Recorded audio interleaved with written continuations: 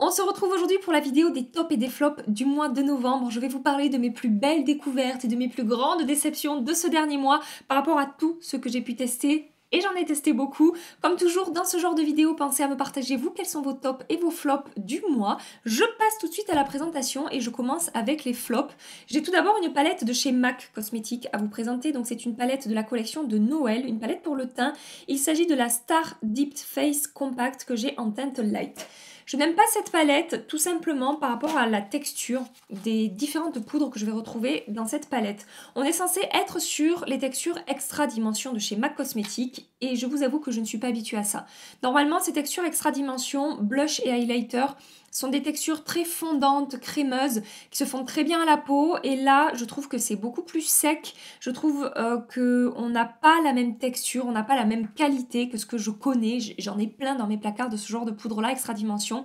Et là, pour le coup, non, je ne m'y retrouve pas. Je ne m'attendais pas à ça en achetant cette palette. Après, je l'ai utilisée quand même quelques fois au cours du mois. C'était, je vous dis, le rendu restait joli.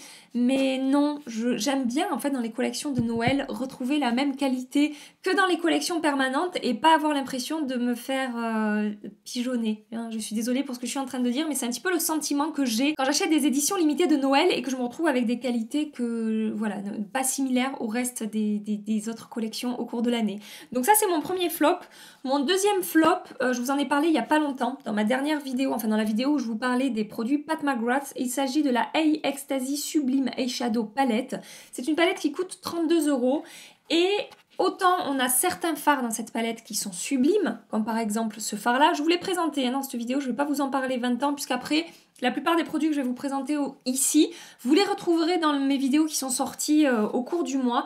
Donc je vous disais, cette teinte-là, elle est vraiment sublime. Que ce soit la teinte, qui est quand même assez originale, je trouve, ou la texture, ou la lumière, enfin vraiment, il n'y a rien à dire. Mais personnellement, je trouve cette teinte et cette teinte-là pas très réussie dans cette palette. Et pour la qualité qu'on peut retrouver ailleurs chez Pat McGrath, je vous avoue que j'étais un petit peu frustrée avec cette palette. En plus, le packaging en plastique, bon, c'est pas terrible non plus. Après, franchement, ces deux teintes-là aussi, là, le doré et ce cranberry un petit peu kaki, là, sont vraiment très très belles. Ces teintes sont très réussies. Mais là, ce marron, il est patchy, il est pas facile à travailler, même si la pigmentation est pas mal. Je vous avoue que ça fait vite brouillon, ça fait vite un petit peu, on m'a dit œil au beurre noir et je suis tout à fait d'accord. Donc du coup pour moi là c'est pareil, c'est pas forcément une palette de la marque que je vous recommande. Et le troisième flop que j'ai à vous présenter, c'est la dernière palette de chez Huda Beauty. Il s'agit de la Mercury Retrograde Eyeshadow Palette. Je vous ai fait une vidéo dans laquelle je vous la présente et dans laquelle je vous explique pourquoi je suis un petit peu mitigée par rapport à cette palette et pourquoi je suis un petit peu déçue. Tout d'abord, au niveau de la pigmentation, je trouve pas que la qualité de la pigmentation soit homogène dans cette palette. On a des mats qui sont bien pigmentés et on a des mats qui sont franchement pas super. Par exemple, ce violet-là, je le trouve très moyen au niveau de la pigmentation. Et au niveau des teintes, après, en fait, comme je vous ai dit dans la vidéo, quand on enlève ces 4 teintes-là, toutes les autres teintes, à peu près, on peut les retrouver dans les autres palettes de chez Huda Beauty. Donc voilà, moi ça me fait tiquer un petit peu par rapport à cette palette. Je me dis que franchement, est-ce que ça vaut l'investissement si on a déjà d'autres palettes de la marque? Je ne sais pas. Au niveau de la pigmentation, c'est mitigé. Donc, c'est franchement pas ma palette préférée chez Huda Beauty. Je préfère largement la Nude. Je préfère largement les Nude Obsession, les petites palettes qui sont sorties récemment, qui étaient d'ailleurs dans ma dernière vidéo favori, il me semble, ces deux petites palettes. Donc voilà, celle-ci... oui mais non. Je passe maintenant à la catégorie des tops. On va parler maintenant que de positifs et de choses belles et merveilleuses. Catégorie lèvres d'abord. Donc catégorie lèvres, j'ai pas mal de choses à vous présenter. Le premier rouge à lèvres que je vais vous présenter aujourd'hui, c'est un rouge à lèvres de chez L'Oréal que j'ai acheté sur vos recommandations. Il s'agit du Color Riche Ultra Matte que j'ai en teinte No Cage. Déjà au niveau de la teinte, donc je vous dis c'est la teinte No Cage, je la trouve vraiment trop belle. Alors, attention les nudes, c'est toujours pareil, selon la carnation, ça va rendre totalement différent d'une personne à l'autre, mais sur ma peau, cette teinte-là, j'adore, vraiment je trouve ça super joli. Et au-delà de la teinte, la texture de ce rouge à lèvres est fine, pigmentée, confortable crémeuse et facile à appliquer, mais avec un rendu semi-mat. Je vous conseille d'appliquer un crayon en dessous pour prolonger la tenue du rouge à lèvres, mais c'est souvent le cas avec les rouges à lèvres en raisin. Je l'ai acheté chez Monoprix, donc je l'ai payé plus cher que ce qu'il ne vaut. Mais si vous voulez l'acheter sur Maki Beauty ou sur, voilà, peut-être à Carrefour, Leclerc ou quoi, ça coûtera forcément moins cher qu'à Monoprix. Ensuite, je voulais vous parler d'un rouge à lèvres de chez MAC que j'ai ressorti par rapport à l'une d'entre vous qui m'a demandé si je pouvais swatcher le rouge à lèvres de chez Too Faced à côté du Marrakech de chez MAC. Donc j'ai ressorti ce rouge à lèvres de chez MAC pour faire le swatch. Et je suis retombée amoureuse de ce rouge à lèvres. Ça faisait un petit moment que je ne l'avais pas sorti. Et pour le coup, on est sur une teinte automnale magnifique. Un rouge orangé absolument superbe. Je vous fais un swatch tout de suite. C'est une teinte qui a fait le buzz un petit peu hein, chez MAC Cosmetics. Il y a eu beaucoup de succès. Et alors regardez-moi ça. Avec le genre de teinte que j'adore porter en automne, c'est le rouge à lèvres parfait. Mais celui-là aussi, il est parfait. Mais là, on va être sur quelque chose de plus intense, plus rouge, peut-être un petit peu plus pourpre. La qualité de rouge à lèvres MAC, je ne vais pas revenir dessus. Ils sont vraiment excellents. Ils font clairement partie de mes rouges à lèvres favoris. Vraiment, c'est un rouge à lèvres que je vous recommande. Si vous aimez ce genre de teinte, allez voir le Marrakech de chez MAC. Il est vraiment très beau. Du coup, j'ai continué à porter le Gingerbread Man de chez Too Faced qui était dans le kit petit pain d'épices avec le bronzer. Et donc, voilà, pareil, en teinte automnale. Je me rends compte que j'ai beaucoup de teintes très spicy, très épicées hein, dans cette sélection de rouge à lèvres. Donc là, le Too Faced est ici, il est plus vif, il est plus orangé. La qualité est excellente, ils sont crémeux, pigmentés, faciles à appliquer, ils ont une bonne tenue, ils sont confortables, ils n'assèchent pas les lèvres. On est également sur un rendu semi-mat. Donc vraiment, à nouveau, je sais qu'il était dans ma dernière vidéo favorite, je le remets aujourd'hui parce que je l'ai beaucoup porté également pendant le mois de novembre. Et enfin, dernier rouge à lèvres et découverte au niveau de la teinte. Ce mois-ci, c'est le Attitude de chez Pat McGrath. Il s'agit de la gamme des Luxe Trans, donc on est sur la gamme crémeuse, on n'est pas sur la gamme mat. C'est celui que j'ai porté dans la vidéo de présentation de la marque Pat McGrath. C'est cette teinte qui est ici. Donc je vous dis, on est encore sur quelque chose de chaud, un petit peu spicy. Mais cette fois-ci, celui-ci va un petit peu plus tirer sur le, je dirais, je sais pas comment dire, sur le rose. Il a clairement des sous-tons roses. Les rouges à lèvres Pat McGrath, comme je vous ai dit, ils font partie de mes rouges à lèvres préférés de ma collection, que ce soit les mats ou les crémeux, vraiment, je les adore. Et cette teinte-là, je ne regrette absolument pas de l'avoir achetée pour la vidéo parce que voilà, je la trouve vraiment super belle. Et je suis super contente de ces 4 jolis rouges à lèvres. Et alors quand je voulais quelque chose de plus léger, de plus en transparence et de plus lumineux que ces 4 rouges à lèvres là, je me suis beaucoup tournée ces derniers jours, parce que ça fait pas très longtemps que j'ai découvert, mais depuis que j'ai découvert, je l'ai beaucoup porté, vers en fait un gloss de ce kit là. Ce kit-là, c'est un kit de Fenty Beauty. C'est un kit pour Noël. On a un highlighter et un gloss à l'intérieur. Donc le kit, c'est le Bomb Baby 2. Et on a la teinte Sand Castle pour le highlighter et la teinte Sweet Mouse pour le gloss. Et du coup, on est sur cette teinte-là. Donc c'est quelque chose de plutôt en transparence, j'ai envie de dire, mais avec un tout petit sous-ton un petit peu rose. Je sais même pas si vous le verrez au swatch par rapport à ma carnation, mais voilà, les gloss Fenty sont d'excellents gloss, j'en ai déjà testé et j'aime beaucoup la texture qui n'est pas collante, ils sont vraiment très agréables à porter. Et cette lumière, regardez, ils sont super jolis et cette teinte, j'aime beaucoup. Du coup, soit je le portais seul, soit je l'appliquais par-dessus un rouge à lèvres pour apporter un côté un petit peu plus lumineux et glossy du coup à mon rouge à lèvres. Et je vous recommande vraiment ce petit kit, je le trouve très réussi. Juste attention pour l'highlighter, je vous le recommande ce kit si vous aimez les highlighters intenses et si vous n'avez pas trop de texture de peau, là vous allez appliquer votre highlighter. Mis à part ça, la teinte est super jolie. Et du coup, entre cet highlighter que je trouve franchement réussi et ce joli petit gloss que j'ai adoré porter, c'est vraiment un kit que je vous recommande en fait, ce kit Fenty. Je ne pensais pas l'acheter. Et puis j'ai vu des swatchs passer de l'highlighter sur Instagram et je me suis dit qu'il faut quand même que je teste. Voilà, j'ai été hyper curieuse par rapport à cet enlumineur. Et du coup, je ne regrette absolument pas mon achat parce que j'aime également beaucoup le gloss. Avant de vous présenter les produits dans la catégorie fard à paupières, je voulais juste vous dire de penser à liker cette vidéo si vous passez un agréable petit moment avec moi et si elle vous plaît. Et si vous êtes tout nouveau sur ma chaîne, pensez à vous abonner pour ne rien manquer des prochaines vidéos. Ici, on parle maquillage, on fait des revues de nouveautés, des tests de produits, des crash tests, petits prix plus cher. Voilà, on parle maquillage. Je continue maintenant la présentation des produits. Je voulais tout d'abord vous reparler de cette petite ombre-là. Il s'agit de la Colorful Metal Effect de chez Sephora en teinte 08 Choc. Tous les liens seront dans la barre d'infos comme d'habitude. Je vous en ai parlé en vidéo, je vous en ai parlé sur Instagram aussi, la loge de Gabrielle si vous ne me suivez pas. Donc on est sur ces petites ombres à paupières de chez Sephora avec une texture crémeuse que je vous conseille définitivement d'appliquer au doigt et non pas au pinceau. Et donc cette teinte, je suis tombée amoureuse. Voilà, déjà, la texture de ces ombres à paupières, c'est pas la première fois que je vous parle de ces ombres. La texture est parfaite. C'est crémeux, c'est métallisé, ça s'applique facilement, je trouve. J'aime vraiment beaucoup la texture. Et alors, cette teinte, je suis totalement fan. Si vous aimez ces fards et que vous n'avez pas la teinte 08, ne faites pas comme moi. N'attendez pas 6 mois pour craquer dessus.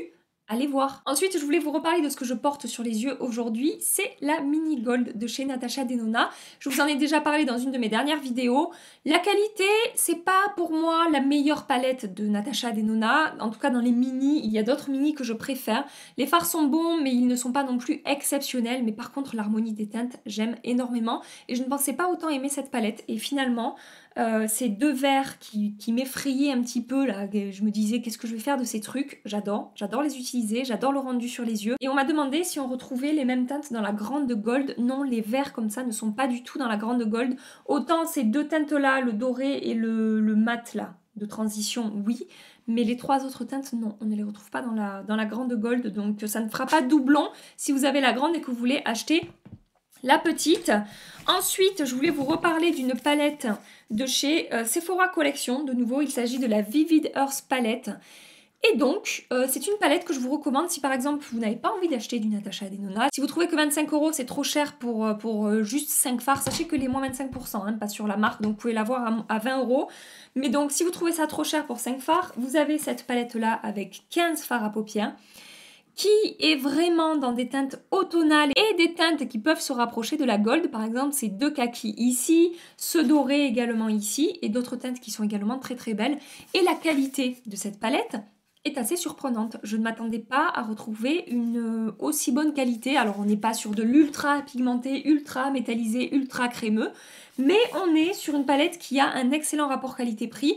20 €, 15 fards qui se travaillent bien, pigmentation correcte, avec lesquelles on peut obtenir un très très joli rendu sur la paupière. Franchement, je valide cette palette de fard à paupières. Je l'ai utilisée dans une de mes dernières vidéos, je vous l'accroche ici. Et par contre, là, on va avoir comment dire, au niveau du budget, là, on passe de correct à absolument indécent. Vous me voyez venir.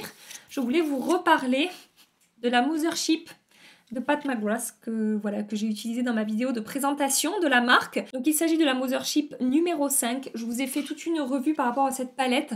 Dans la vidéo, je vous donne déjà ma première impression et ensuite en commentaire épinglé dans la vidéo Pat McGrath, je vous l'accroche ici, il y a comment dire, mon avis définitif par rapport à cette palette. Et globalement, ce que je vous dis dans ce commentaire épinglé, je vous conseille quand même d'aller le lire pour vraiment tout voir en détail, c'est que je ne recommande pas cette palette à tout le monde. Je ne recommande pas cette palette aux personnes qui n'aiment pas trop les fards un petit peu originaux, les fards à effet, parce que vous en avez 3 à l'intérieur, qui sont magnifiques, mais que du coup, voilà, pour certaines personnes, ça sera importable au quotidien.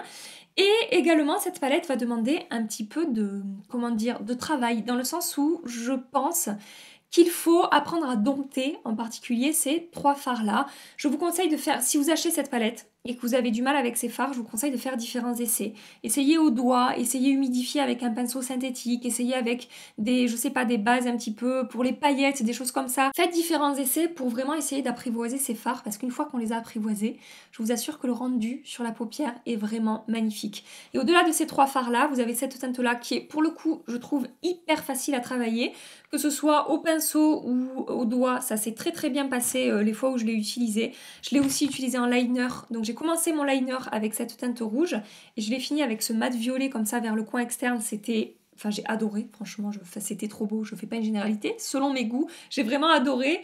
Et les autres lumineux, vous pouvez les, comme tous en fait, tous les lumineux, vous pouvez les utiliser soit secs, soit intensifier le rendu en utilisant un pinceau humidifié ou en appliquant un petit peu de spray fixant sur votre doigt. et vraiment que ce soit l'harmonie des teintes ou la qualité des fards que je retrouve dans cette palette, j'en suis super contente. Par rapport à vous, j'ai eu des retours très positifs et quelques retours vraiment, mais genre vraiment négatifs. Vous étiez dégoûtés, ce que je comprends, vu le prix de la palette, hein, 124 €, être déçu, franchement ça fout les boules. Mais si vous êtes déçu et que vous ne l'avez pas encore revendu, essayez. Vraiment, faites différents essais avec cette palette avant de vous en débarrasser si vraiment vous y arrivez pas. Revendez-la et passez à autre chose et n'investissez plus jamais 125 balles dans une palette Pat McGrath. Voilà ce que j'ai à vous dire par rapport à cette palette. Je passe maintenant à la catégorie fond de teint. J'en ai beaucoup testé ce mois-ci et j'ai fait de très belles découvertes ce mois-ci pour tous les budgets. Je vais commencer par ceux à un prix abordable. Le Bourjois Always Fabulous, je l'ai porté dans 2 vidéos, très belle découverte, c'est encore celui que je porte aujourd'hui. Il est très fin sur la peau, totalement imperceptible, il a une excellente tenue sur ma peau mixte, il contrôle bien mon excès de sébum. Et au-delà de tout ça, ce que j'adore encore plus avec ce fond de teint, c'est qu'il ne se sépare absolument pas de ma peau. Du matin jusqu'au soir, j'ai un très joli rendu, il ne fait pas d'effet de matière, même autour de ma bouche. Il a tendance à se défaire un tout petit peu sur mon menton, mais c'est franchement très léger.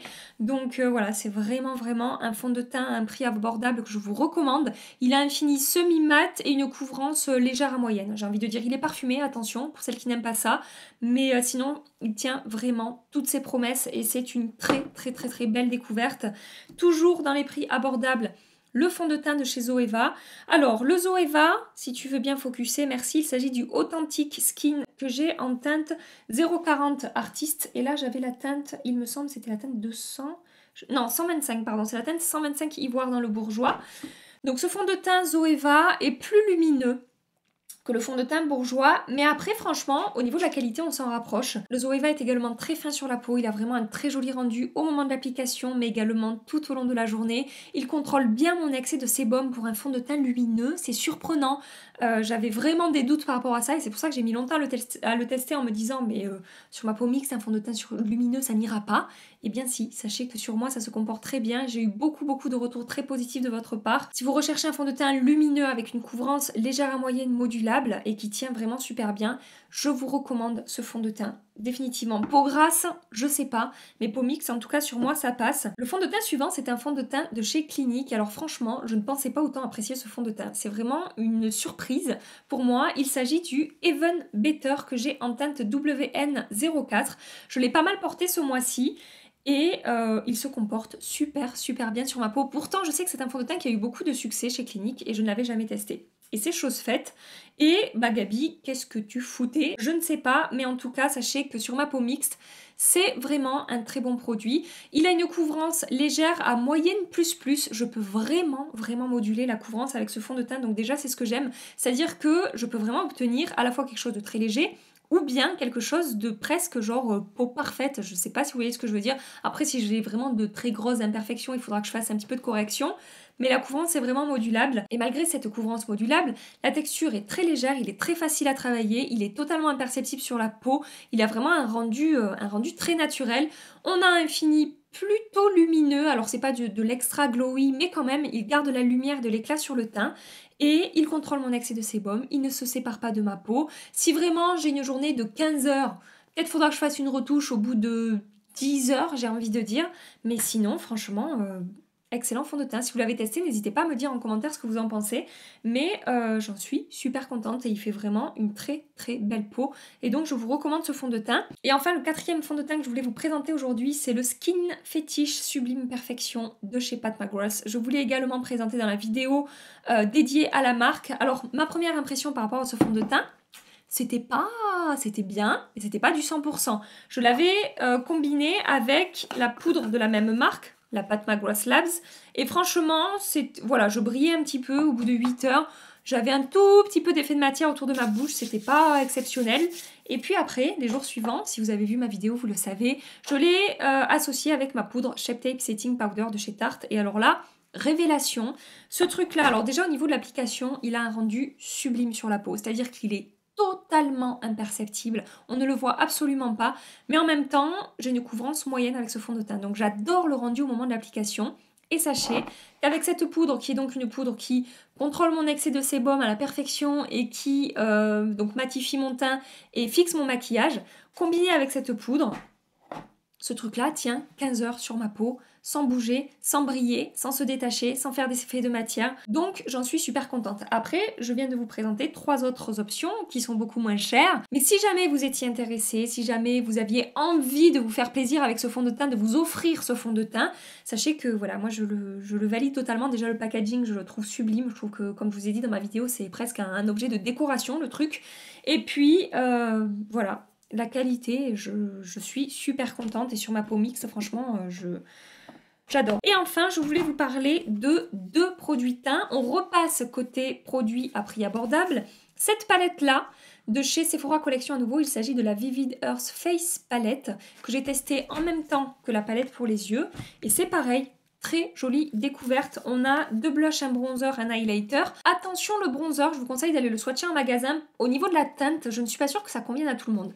Donc je vous conseille vraiment d'aller le voir. Mais mis à part ça, la qualité de ces poudres est vraiment très très bonne. On est de nouveau sur une palette avec un très bon rapport qualité-prix. Les blushs sont vraiment très pigmentés. Je vous conseille de les tapoter un petit peu, voilà, de tapoter un petit peu le pinceau avant de les appliquer. Mais mis à part ça, ils s'estompent très bien, ils se diffusent bien, ils ne font pas d'effet de matière sur la peau. L'highlighter est franchement très joli pour pour une palette à un prix vraiment abordable. On a un bon highlighter dans cette palette. La texture est peut-être un poil sèche, mais franchement, appliqué au pinceau, si vous appliquez un petit peu de spray fixant juste avant votre highlighter, vous verrez, ça se fond vraiment très bien et le rendu est vraiment très joli.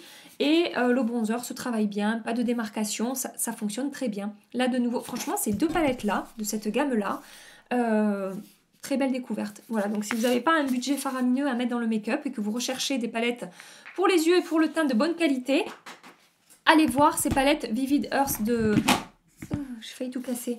De chez Sephora. Et donc moi, alors il y a 2 teintes. Il y a 2 teintes. Il n'y a pas marqué la teinte de cette palette. Mais sachez que dans l'autre palette, le bronzer est plus froid, mais il y a un blush pailleté. Faites attention de ne pas vous tromper. Voilà. Moi, j'ai préféré me tourner vers celle-ci puisque les blushs ne sont pas pailletés, que je n'aime pas les paillettes dans mes produits. Et enfin, je voulais vous présenter, vous reparler de cet highlighter de chez Marc Jacobs qui n'ira pas à toutes les carnations. Les peaux les plus claires, ne vous tournez pas du tout vers ce produit, mais si vous avez la carnation comme moi ou plus foncée et que vous aimez les highlighters de chez Marc Jacobs, celui-là rejoint la catégorie des enlumineurs magnifiques de la marque. Celui qui était sorti juste avant, c'était une catastrophe, je vous en ai déjà parlé, je m'en suis très vite débarrassée. Mais celui-ci, on est de nouveau sur une texture fondante, crémeuse, enfin entre la crème et la poudre, avec une très très belle lumière, une texture qui se fond vraiment très bien à la peau, qui ne fait pas de démarcation, qui n'amplifie pas la texture de peau. Et moi ce que j'adore faire, donc soit quand j'applique un blush dans ces tons un petit peu pêche comme ça, je peux l'appliquer juste sur la zone saillante de mon visage, mais quand j'applique une teinte de blush qui peut-être dénote un tout petit peu de l'highlighter, je l'applique d'abord sur l'eau de ma pommette et ensuite je diffuse un petit peu en descendant pour vraiment bien tout fondre en fait, qu'il n'y ait pas de démarcation parce que cette teinte est un petit peu foncée quand même. Voilà, ou alors ce que je fais carrément c'est que je l'applique comme blush. Très lumineux, je vous l'accorde, mais ça fonctionne aussi comme blush si vous aimez les blushs très glowy et que vous avez la teinte, la peau un petit peu comme moi ou peut-être un petit peu plus claire, ça peut faire office de blush ultra lumineux ou topper de blush également si ça vous intéresse. Mais vraiment je suis contente, mais vraiment contente de retrouver la qualité des highlighters Marc Jacobs dans ce dernier sorti parce que celui d'avant vraiment j'étais là mais enfin vraiment je m'y attendais pas, c'était vraiment, il a fini dans mes flops et tout, c'était vraiment pas terrible. Donc voilà, me voilà rassurée, Marc Jacobs, tu t'es ressaisi et tu m'as consolée avec tes highlighters et celui-là est vraiment très très très beau. Voilà pour cette présentation de mes tops et mes flops du mois de novembre. Je vous accroche de vidéos ici si vous voulez rester encore un petit peu en ma compagnie. N'hésitez pas à cliquer, pensez à liker cette vidéo avant de partir. Et en attendant ma prochaine vidéo, je vous fais des milliards et des milliards de bisous. Mouah, prenez soin de vous et à très bientôt. Bye bye.